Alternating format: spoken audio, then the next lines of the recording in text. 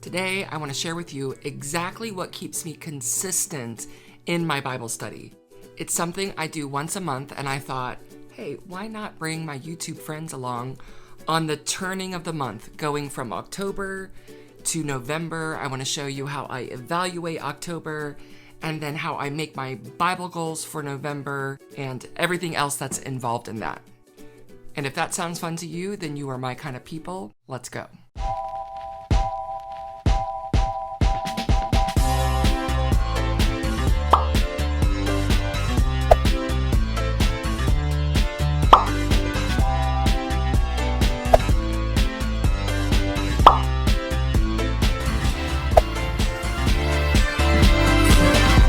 A Bible reset just gives me the chance to start again, to start fresh. And so before I show you exactly what I'm going to do in November, let's back up and let me show you my goals for October and how I came up with those goals. So here are my goals.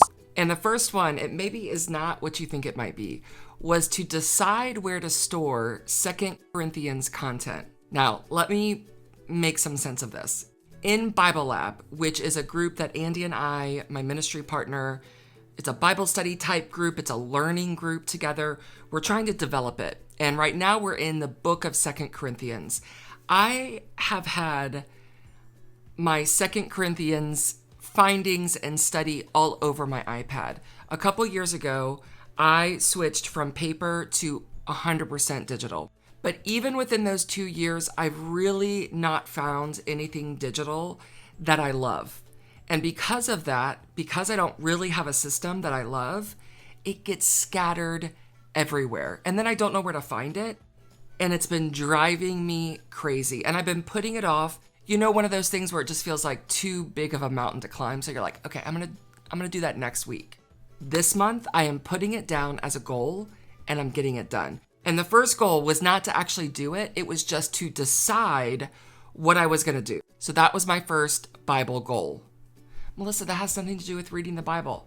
Friend, it has everything to do with reading the Bible because I could not get into a groove. It was stopping me from being as efficient, as eager to get into the Bible as I would be if I had a spot to house it all in a way that worked for me. My second goal was when I had decided where I was going to put all of the 2 Corinthians content, I wanted to pull it off of my iPad and put it into an app or put it onto Pages, like get it all in one place, which means finding all of it and organizing all of it and putting it in one spot. So that was my second goal. My third goal was to read/listen through the book of 2 Corinthians, I think 4 times. Yes, 4 times. And typically I'm doing that, reading some, but really listening to most of it.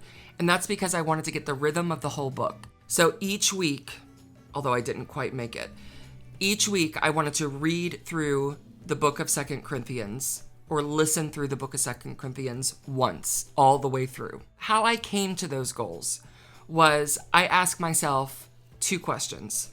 At least to begin with. What worked in September? And what worked in September was focusing on 2 Corinthians because that's where Bible Lab is. And if I'm going to try to do 2 Corinthians plus something else, it did not work. And so what did work, I wanted to pull over into October, which was just focusing on 2 Corinthians. So that's what worked in September. What did not work in September is what I've already told you. I did not have a place to organize it. Thus, I created the goals to take care of the problem of organization. The third thing I ask myself is, what is my schedule like for the following month? When I looked at October and thought, what do I have going on? I have a lot going on in October. How am I mentally and emotionally doing? Not great. Which means I wanted to pull back on what I was doing in the Bible for October. I wanted to be able to reach these goals, and I felt pretty strongly I could probably reach them or almost reach them. And I did not have the mental fortitude to do any grand spectacle in the Bible. Well, Melissa, you're supposed to blah, blah, blah. I don't do supposed tos.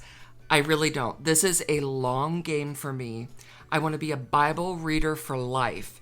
And that means I am much more invested in the small steps and staying in it than I am accomplishing grand things. That is just my personal philosophy and how I approach the Bible. I have rather shocked myself, but I decided to go paper. This was from Hobby Lobby. It's actually blank pages. Well, not where I have that, but it's blank pages. And it's a sketchbook. It was $5.99. It was $8.99 and on sale for $5.99. And I really like it. Let me show you the inside of it. What did I spend my time doing? It was basically reviewing content, printing off a map, and then from memory, going through and just putting the story of Paul and the church at Corinth and Titus, putting it around the map, making markings just from memory, just from what I could remember of not just what I studied, but what my friends taught me in Bible Lab. So this was so much fun. We can talk about this a little bit later. And by later, I mean probably in 2023. So for all of context, I just spent my time doing this, getting all the information that I really already knew and had gathered, finding them in all the nooks and crannies in my iPad, placing them down, rewriting it. It was a really fun and fulfilling thing to do. Then going through in my next, we call it compare. And at some point, I'm going to share with you guys our steps for study. But this is the compare step. So under the compare tab, this is where we're currently at. So spent some time doing this, super fun. And the best part of all, coming up with some questions. I felt really good about goals number 1 and number 2. I was able to check those off, feeling grand about that. I only got through 3 times through the whole book of 2 Corinthians for the month of October. Technically, it's October 30th, but I'm not going to make it. It still feels like a win for me. I am the kind of person that I can miss by a little bit and still feel great about it. I'm not someone who has to hit every single thing to feel like I've won. Now, if I were that kind of person, I probably would, I keep looking at my notes, I probably would have made my goal twice to read through the book of 2 Corinthians, especially where I'm at mentally and emotionally, just knowing I've got to keep the bar really low. But instead, that's not a good strategy for me. Instead, I knew it would be pushing myself just a tad to go through it 4 times. And so I wanted to do that. What is happening in November and what will my Bible goals be for November? I'm so glad you asked. I'm going to let you peek into my November calendar to see where I'm going to put these Bible goals. All right, I hope you can see this okay. My November calendar is blank. I have not done the work on it yet, but I'm going to show you where I'm going to put my Bible goals so that I see it every single day because I'm in this calendar multiple times a day. I'm afraid that it's going to be like, Melissa, what are you talking about? But it makes sense to me, and so I have to make my goals that work for me. Even though I'm hopeful it's helpful to you, I'm afraid this part is not going to be helpful. So I want to be able to clearly articulate the difference between spirit and the law. I've got Galatians 5 running through my head and 2 Corinthians 3. Now, I know what I mean by that. I know the study that has to happen for me to be able to clearly articulate means that I will have to be able to clearly understand it. So I know that I am curious and wondering about this distinction that Paul keeps making in 2 Corinthians 3. He also makes it in Galatians 5, but I'm curious about it. So I want to be able to articulate it, which means basically I want to be able to understand it.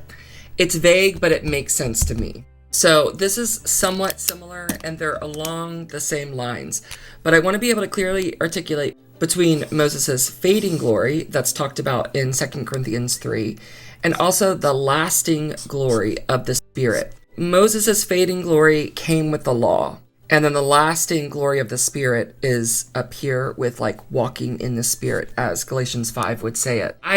I want to understand the connections better. There's lots I know I can do here. And so by the end of November, I want to be able to clearly distinguish between the two, to say, why was the law important? Why did God have a fading glory? Why? And then what does this new covenant with the Spirit mean? And what does it do? And I know all of the right answers, right? I know all the right answers, but I want to feel it in my bones. I want to critically think in ways that have me go deeper into the scriptures. So I'm super excited about this. Number 3, I'm going to pick a passage to memorize. I've noticed when I've asked myself what has not gone well, I'm missing a few things in my Bible study. And so I'll talk to you more about that, but that's where this came from. And I want to first pick the passage instead of just writing memorize a passage, because this is, for me, a clear step. And probably, I can almost guarantee you what I'm going to do is I'm going to pick something from up here that really sticks out to memorize. And the reason I'm saying passage is it probably will be 3, 4, 5, 6 verses. I'm not sure. It depends on what passage I pick from here. But I want to do this sooner rather than later. So I'm going to go ahead and put a timeline on this of November 5th. So I'm going to have this picked out by November 5th so that I've got plenty of time to memorize. And then number 4 will just be to memorize this passage above by the end of the month to have that memorized. Okay, I think this video has been a bit of a mess. I'm actually recording on Sunday, which is the day you will see this at 1:30 p.m. This video should be up by 2 p.m. So I'm scattered and I could have made this a lot clearer. So I do apologize. I think I might try it again next month. So you let me know if this is helpful for you to see how I plan and prep study. But the one thing I wanted to tell you about the memorizing scripture and how I came to that conclusion of what was not working, well, what is working is still to stick with 2 Corinthians, doing a deep dive there with my people, right? My people at Bible Lab. That is working, but I am sensing that I've been too long without coming up from the deep dive. Now listen, if you have seen this video right here, you know how I think about categories for Bible study. And I want to, even though I'm not, I want to stay somewhat balanced. If you'll remember, if you saw it, you'll know that I compare it to different types of things you can do within the ocean. You can scuba dive, that's what I really love to do, which is going deep into the scriptures. You can long distance swim across the top. I'm terrible at that. I think we called Bible memorizing water skiing. It looks far easier to watch it than to actually do it. At least that's my experience with Bible memory. Anyway, if you have not seen that video or it's been a while since you've seen it, it's probably one of the videos that I would highly recommend. I don't think I've ever said that before, but I went back through and watched them thinking that these videos might pair well together. I think it might be helpful, especially if you're either new to Bible reading or if you're feeling kind of stale in Bible reading. It gives you a different lens or perspective to look at the Bible with. It gives you different categories to maybe spice things up. And I've always got this tucked in the back of my head, like, am I being somewhat balanced? And my answer for this month is no. I'm not feeling good about just sticking in this deep dive with 2 Corinthians. Now, what I'm not going to do is start some reading in some completely different area of the Bible or trying to do long distance swimming, reading a bunch of the Bible really quickly. It's not the season for that. But what I do think it's a season for is to start back on the discipline of scripture memory. And then I'm going to think on through this month of November, how can I long distance swim that is at a slow enough pace where I can still deep dive? I've never struck that balance, and I may want to fiddle around with some things. I don't love a year-long reading plan. I have a friend, he's going through again the Bible in 3 months. I'm like, that's just not my thing. I want to savor the Bible. But I do think those elements are good for certain times, for certain people, for certain seasons. And so I'm going to try to figure that out. And that's what I'm going to be problem solving for November as I look toward December and January. How can I scuba dive deep in the scriptures and also still be working on a long, big picture of the narrative of the Bible? I'm not sure. Any suggestions you have? Pop them in the comments below. I'd love to hear them. And I gotta go because I gotta edit this video. Okay, friends, I will see you next week. Wait, there's more. Wait, I forgot. If you want to click on the video above, this is my Bible routine. If you want to check that out to give you some ideas for your own Bible study, I do recommend it. There's 3 of them. And if you don't have time for 3 of the videos, do number 2 and number 3. All right, for reals, see you next week.